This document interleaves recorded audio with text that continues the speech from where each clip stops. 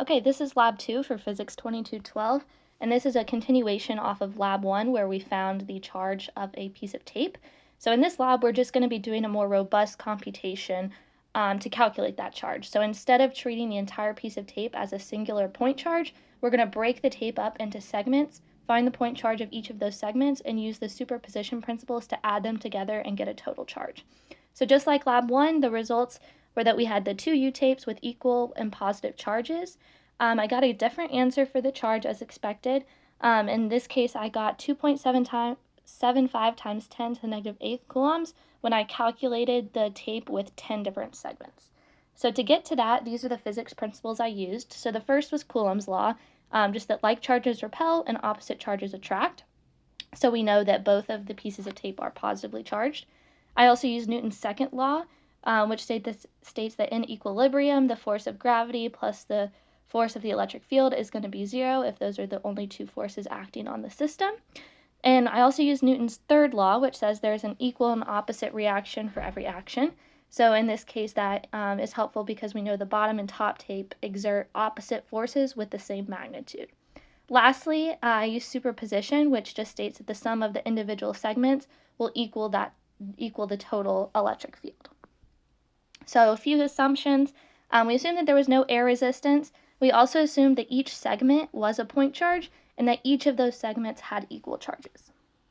So I won't go into too much detail about the procedure since it's the same as Lab 1, but we created two positively charged tapes and observed them in a variety of situations.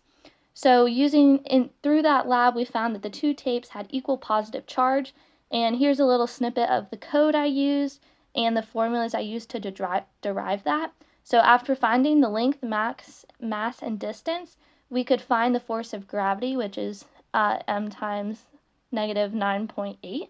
And then we know that the force of the electric field is going to be negative that result. So we were able to solve for Q in that bottom equation and get that the charge was 1.31 times 10 to the negative 8 coulombs. Now our code for this lab looks a little bit different because we're breaking it up into segments. So we still initialize all the data the same way, but what's different is that we're going to create a function to define the E field, and then we'll pass in all the different segments as our parameters. So using the same equation for the electric field, we get 10 different answers if we're doing 10 iterations.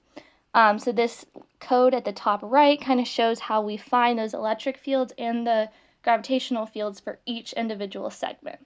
I didn't include it, but we also were provided code that helps us show the arrows and the magnitude of all of those different segments, which you can see here. So that red line, the red line of spheres, that's the top tape, and the blue line is the bottom tape, and those green arrows represent each of the electric fields for each segment, with the white arrow representing the total sum.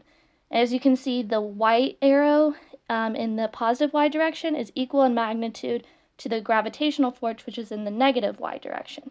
So I kind of guess and checked a bunch of different values for Q until those two forces were as equal as I could get them, and we can use that answer as our charge of the tape.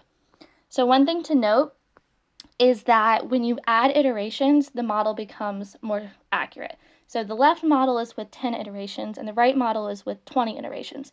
So as you can see, the spacing and visualization of it becomes a little more clear and more accurate because you're breaking it down into smaller segments. So the what if question for this lab is just comparing last week's lab to this lab. So in last week's lab, I found that it was 1.31 times 10 to the negative 8, and in this lab, it was 2.75 times 10 to the negative 8. So this week's lab procedure with the segmented method had almost double the charge. And the Y kind of answers that question. So the estimates differ because the estimation methods used are different. So this lab is more accurate because it more closely models real life.